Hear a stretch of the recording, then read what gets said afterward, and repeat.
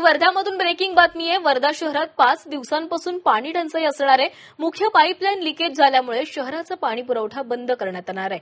पाणी पुरवठा होत नसलेल्या भागाला टँकरने पाणी पुरवठा केला जाईल। वर्धा शहराला पाणी पुरवठा करणारी मुख्य पाईपलाईन यामुळे लिकेज झाल्यामुळे अनेक भागांचा पाणी पुरवठा खंडित झालाय। नागपूर तुळजापूर महामार्गावर जवळ जुना पाणी चौकात ही पाईपलाईन लिकेज झाली आहे। त्यामुळे संपूर्ण शहरात 4 ते 5 दिवसांपासून पाणी टंचाई जाणवतीये। नागरिकांची यामुळे मोठी गैरसोय देखील होतीये। तातडीने पाईपलाईनची दुरुस्ती करण्यात यावी अशी मागणी काही भागात टँकरनं पाणी पुरवठा करण्यात येतोय। तर इथला आढावा घेतला आमचे प्रतिनिधी मिलिंद आंडे यांनी।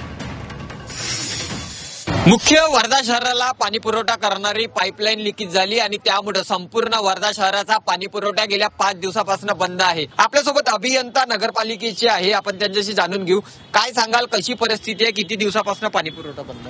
3 दिवसापूर्वी कळालं होतं की पाईपलाईन कुठून तरी पाणी निघत आहे, पण ज्यावेळेस ऍक्च्युअली आम्ही जेव्हा काम करत होतो त्यावेळेस असं लक्षात आलं की पाईपलाईन जी फुटलेली किंवा लिकेज झालेली आहे ती पुलाच्या आतमध्ये आहे आणि पुलाच्या आतमध्ये लिकेज झाल्यामुळं आम्हाला हा वेळ लागत आहे। काय वाटते, काय किती म्हणजे नेमकं किती दिवस लागू शकतात? आणखी किमान 3 ते 4 दिवस लागतील। आपण तसं नागरिकांना, वर्धा शहरातल्या नागरिकांना आवाहन केलेलं आहे की आपण त्यांनी पाणी जपून वापरावं। आणखी आपल्याला 4 ते 5 दिवस या कामासाठी लागू शकतात। तसं आपण सगळीकडे मुनादी फिरवली आणि सोबत आपण टँकरनं पण पाण्याची व्यवस्था चालू आहे शहरामध्ये। नागपूर तुळजापूर हा जो महामार्ग गेलेला आहे, या महामार्गाला त्याच्या खाली ही संपूर्ण पाईपलाईन आहे आणि त्यामुळं या ठिकाणी पाईपलाईन दुरुस्ती करण्याचं एक आव्हान जे आहे ते नगरपालिकेपुढे आहे। रात्रदिवस या ठिकाणी काम सुरू आहे।